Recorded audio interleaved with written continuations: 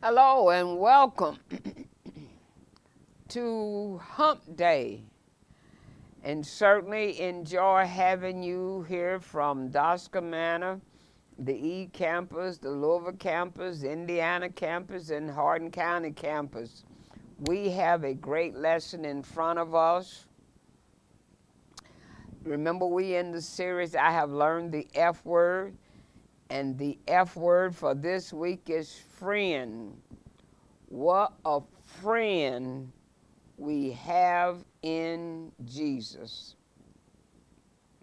All our sins and griefs to bear.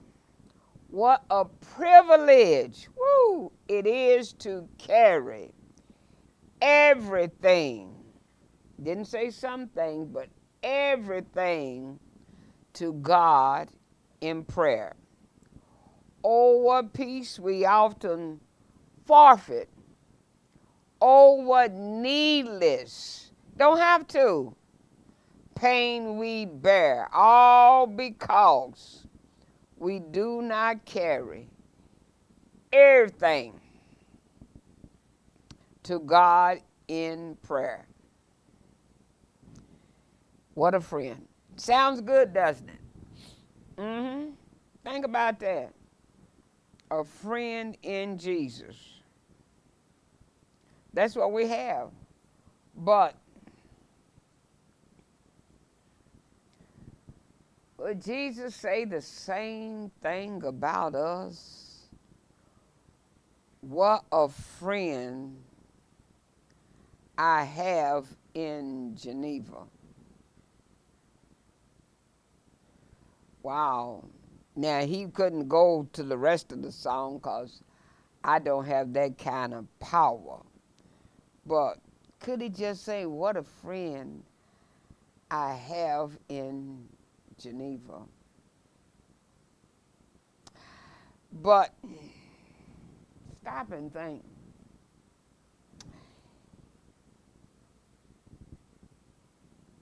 If our friends, if we treated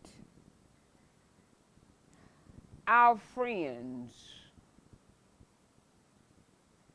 like we treat Jesus, scarcely talk to him, treat him just like, oh well,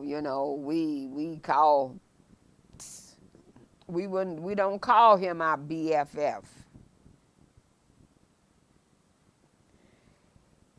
If we talk a little to our spouses or our significant others like we talk to Jesus, I guarantee we wouldn't have a significant other or a spouse or whatever. But we have such little time. But yet we come into church and we love what a friend we have in Jesus. Have we trials and temptations? Is there trouble anywhere? We should never be discouraged. Why? Just take it to the Lord in prayer. Can we find a friend so faithful who will all our sorrows share? Jesus knows our every weakness. Take it to the Lord in prayer. What a friend. Well, what is a friend? A British publication offered a prize for the best definition of a friend. Let me give you some of them. Among the thousands of answers received were the following: one who multiplies joys, divides grief, and whose honesty is invaluable. One who understands our silence. Woo, that's what we need. A volume of sympathy bound in cloth. Another one, a watch that beats true for all time and never runs down. Wow. But the winning definition said, a friend is the one who comes in when the whole world has gone out. While a friend is the first person, is the one who comes in when the whole world has gone out. And you know, the Bible is filled with many friendships. There was Jonathan and David, there was Moses and Jethro, there was Elijah and Eliza, there was Paul and Timothy, there was Paul and the church at Ephesus. And Proverbs 18:24 says, a man who has friends must show himself friendly. And there is a friend who sticks closer than a brother. And Proverbs 17:17 says, a friend loves at all times, and a brother is born for adversity. So the point to ponder here is, what is your definition of friend? What characteristics do you think make up a good friend? Now, I'm going to ask this. Do you meet your own definition and qualifications? You see, because in this world, we have all kinds of friends. Like a bat friend, you know, B-A-T, and they only come out at night. Yeah, they want to prowl with you. Faucet friends, you know, the kind that turn on and off. You got some friends like that. Fake friends who will let you down when you really need them to pick you up. Summer friends who will be there. Now watch this little play on words. Summer friends who will be there some of the time. Telephone friends who will let your message go to voicemail. Nosy friends are those that live in your business. They don't have any business, I don't think. Jealous friends who want your possessions. It doesn't matter, be it your house, be it your husband, be it your wife, be it the car, your job. They want what's yours. And lying friends who will lie on you and to you. Now, don't be one of them kind of friends. But the true friend will not wait for you to call. They will call you. Ooh. A friend is one who walks in when the rest of the world walks out. Now, I might fit that description a little bit better than a true friend will not wait for your call, they'll call you. I don't do too well with the calling. A true friendship is one man in two bodies. A true friend is one who reaches for your hand and touches your heart. And let me say right here, true friends don't come often. I had a true friend, And she's gone to glory. And you know, I miss her today just as if she left yesterday. But it was easy to talk to. She was a true friend. I believe I got another true friend, one or two, maybe one. And she might get me if I call her name, so I better not call her name. But I believe she's a true friend. You hear me call her name sometimes. I say, you know, Sharon Bell, and I think she's a true friend. And sometimes a true friend can even be a relative. Because I got a true friend when it comes to my sister. Woo! A true friend does not have to tell you he loves you. You know that friend does. Now, John 15:13-15 says, greater love has no one than this, than to lay down one's life for his friend. You are my friends if you do whatever I command you. No longer do I call you servants, for a servant does not know what his master is doing.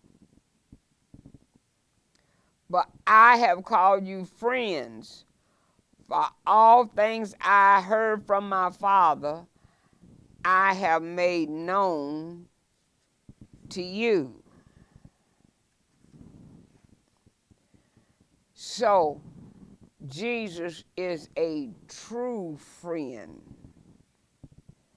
And let's look at the reasons we can claim him as a true friend. In the first place, a true friend loves with his heart. It's not about a pocketbook, what they can do for you or what you can do for, but a true friend loves with his heart. 2 Samuel chapter 1, verse 11 and 12. Then David, maybe let me give you a little background, just a reminder. You know, David used to go to the palace and sing for Saul, played on his harp and sang for Saul because he had an evil spirit that would come on him. And David thought he was Saul's friend until he threw that dagger at him or that javelin at him. And then when David became king, he became jealous of David because he heard the women singing, Saul has killed his 1,000 and David has killed his 10,000s. And so he became jealous. And when David was anointed the next king, Saul really hated him. Well, in the midst of that hate, David became friends with Jonathan, Saul's son. Now, even though David was to be the next king, he was on the run for about 20 years, maybe 30, because Saul was after him. So in 2 Samuel chapter 1, David finds out that Saul and Jonathan has been killed.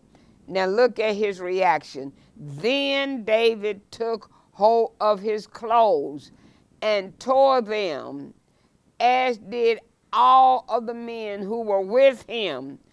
They mourned and wept and fasted until evening for Saul and Jonathan his son, the people of the Lord and the house of Israel. Why? Because they had fallen by the sword. And so David wept and cried and and he in fact mourned him and fasted until that evening. He didn't throw a celebration that Saul was dead. He grieved over Jonathan and he grieved over Saul. Now, when we get to the 9th chapter of 2 Samuel, David said, "Is there still anyone left from the house of Saul to whom I may show kindness on behalf of Jonathan?" See, a friend loves with his heart. Now, David and Jonathan became good friends. They even gave a pledge, and there were times when Jonathan would risk his life for David. Well, now Jonathan is dead, Saul is dead, David is king, has come to the throne, and one of the things that a new king does is he gets rid of all of the descendants of the previous king so that he don't have any trouble at the river with them, really. So, but David says, "Is there still anyone left from the house of Saul to whom I may show kindness on the behalf of Jonathan?" Because he wanted to show kindness to Jonathan's offspring. So a true friend loves with his heart. He does not give it lip service. And too many of us give lip service. We shoot from the lip. He not only says it, but he shows it.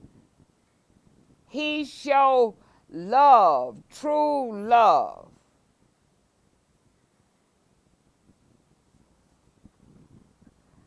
Bob and Lynn weren't what you call good neighbors. But when they saw a moving van in front of the house across the street, they decided to change their ways. So Lynn said, "I'm going to make some rolls and take it over to them." So she went into the kitchen and she made some homemade rolls, and she and Bob carried the rolls over to the people across the street. And they rung the doorbell, and when someone answered the front door, Lynn said, "Hi, we wanted to welcome you to the neighborhood. We live right across the street." She said, "Here, I made some rolls for you." And the woman who answered the door said, "Well, thank you very much. We certainly appreciate your kindness." Then she says, "This is embarrassing." She said, "You see, we are not moving. We're not moving in, we're moving out. We've been your neighbors for 8 years. 8 years they've been the neighbors, and they never paid any attention. And many of us are the same way. So we cannot just say it. We have to also show it." Jesus did not give it lip service, saying that he loved us. He not only says it, but he also showed it. And in fact, he demonstrates his love. Love is an action word. You got to show it. The song that I first learned in Sunday school long time ago. Don't ask how long. When you hear it, you'll know how long. And the song simply says, Jesus loves me, this I know. How you know? For the Bible tells me so. Red, yellow, black, white, all are precious in his sight. Unless I done jump to another song here. I can do that, you know. It don't take me much to get all sidetracked. But he demonstrated his love. Look at Romans 5 and 8. But God demonstrates his love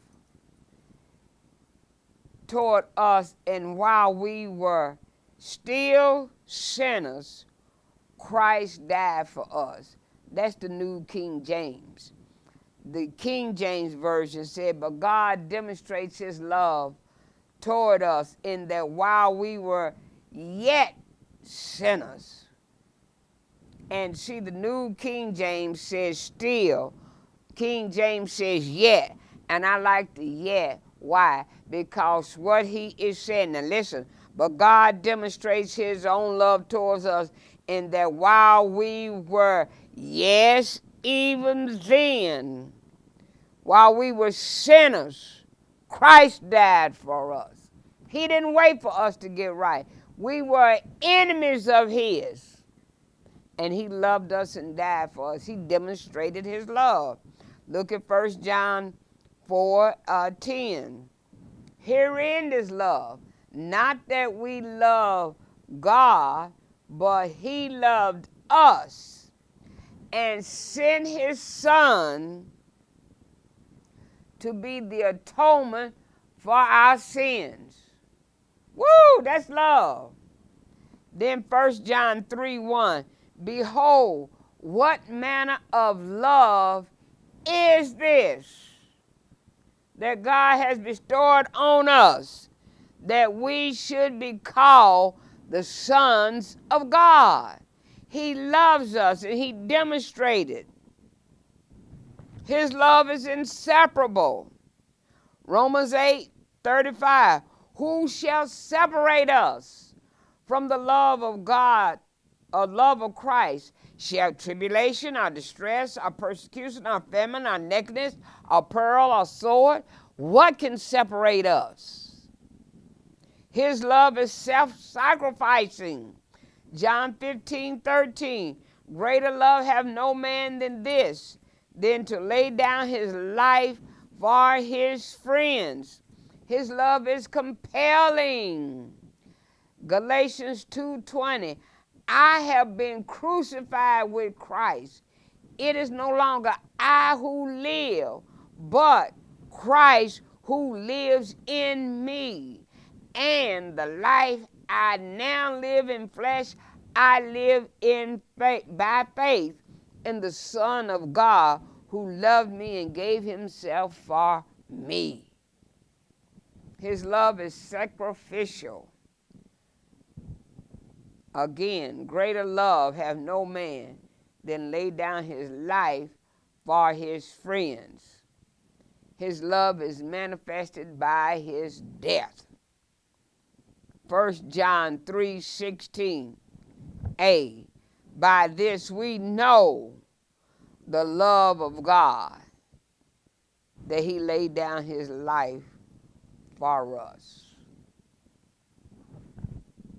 Now, point 2. In the second place, let us look at the essentials of a true friend. Not a false friend, but a true friend. True friendship is independent of time. See, we come up, we don't have to have time.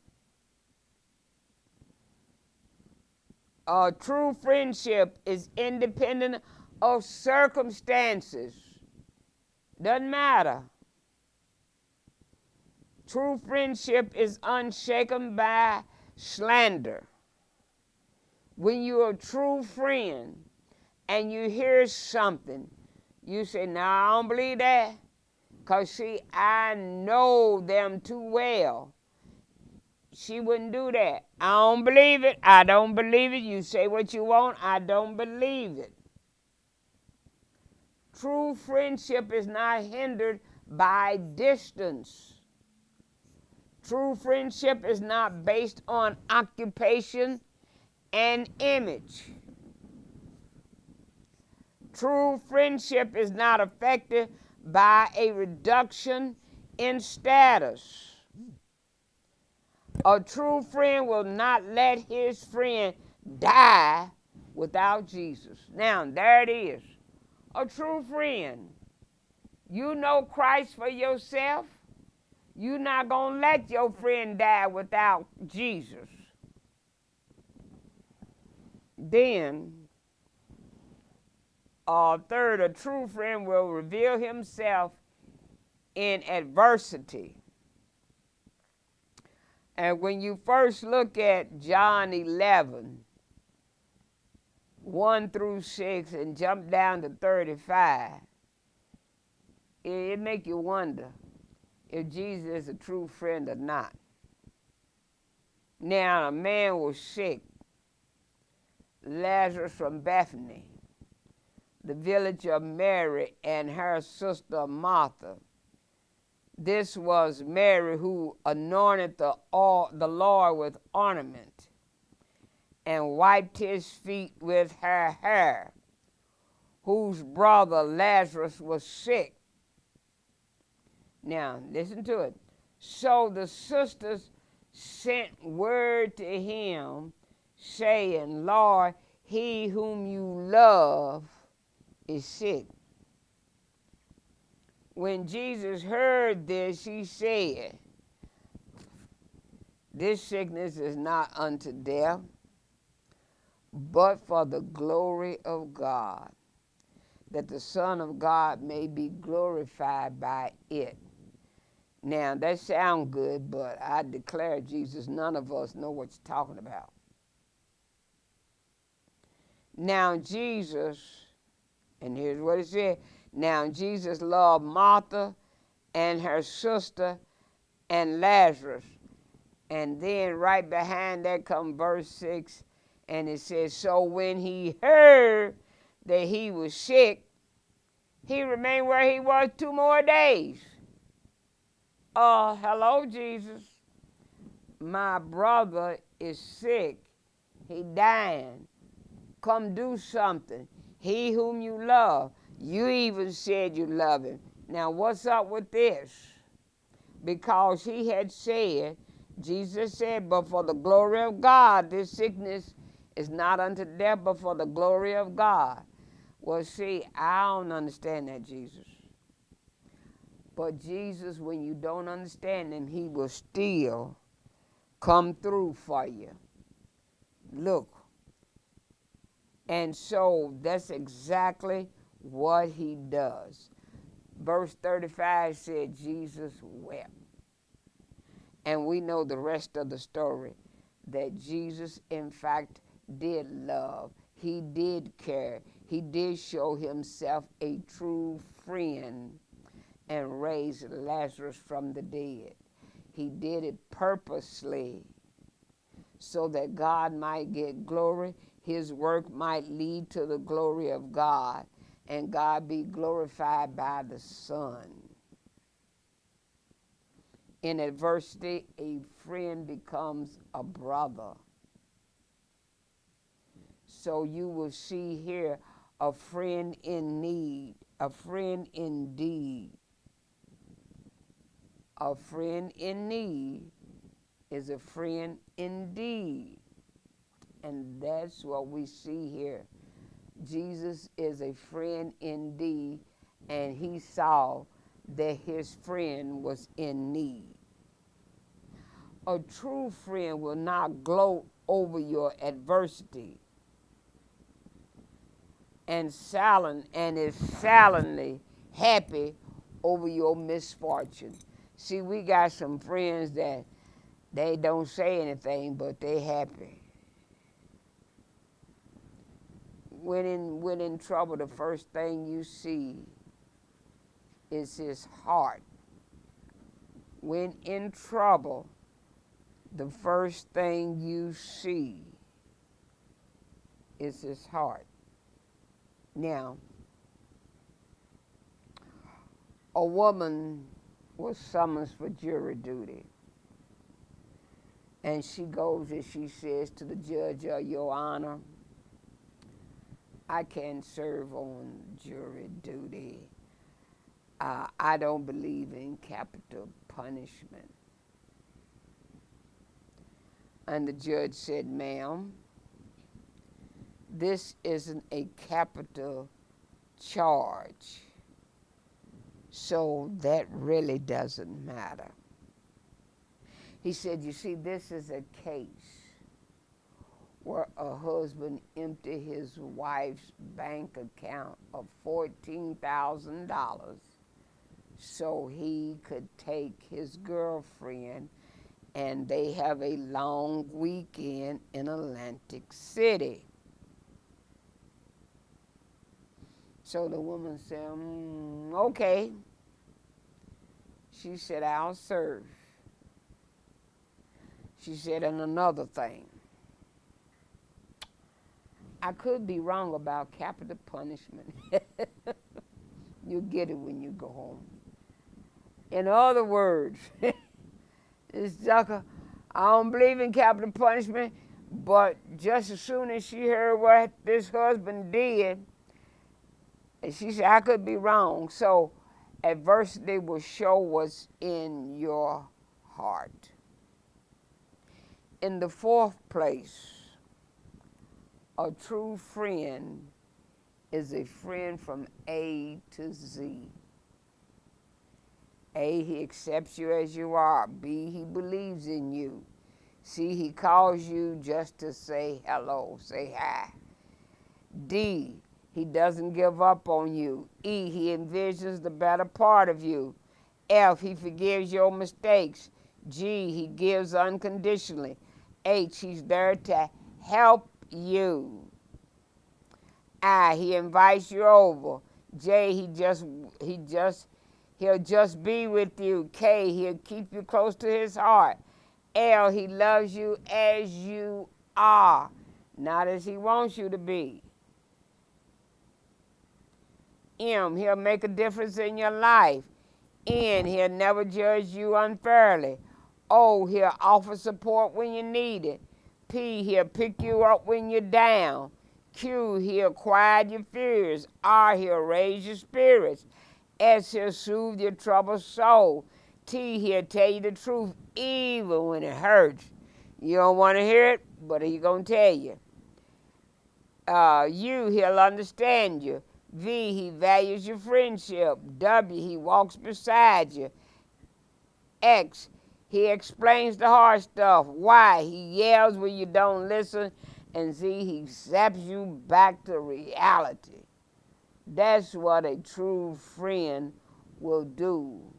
And he'll be a friend from A to Z. And in the fifth place, Jesus, our true friend, gave his life for us, his friends. Calvary reminds us of what a true friend will do to save his friends. Greater love hath no man than this, than to lay down his life for his friends. No greater sacrifice, no greater purpose, no greater example, no greater revelation, no greater friendship, no greater cause, no greater love, no greater gift, and no greater God. What a friend we have in Jesus. That's our lesson. If you like to be a friend of Jesus, let me tell you how you can do it. Write New Start at ssclive.org and tell them you want to join. Or you can call 502-583-6798. 502-583-6798. And tell and leave a message that you want to join St. Stephen. Or you can contact me, G. Nelson, at ssclive.org. And certainly I will put you in touch with someone who will get you involved in joining St. Stephen. Now, that is our lesson. Next week, we will conclude the F word series. I have learned the F word. And then we will turn it over to the men. September is men's month. So we will turn it over to the men and have them to do all the lessons in September. I'll come back to you in October. Now I got another couple of weeks now. I got a couple of weeks. But I'll come back to you in October. But we are going to let the men take care of everything in September for Men's Month. So I'll see you then. I'll see you next week. I'll see you next week. And we will conclude. I have learned the F word. See you. Be blessed.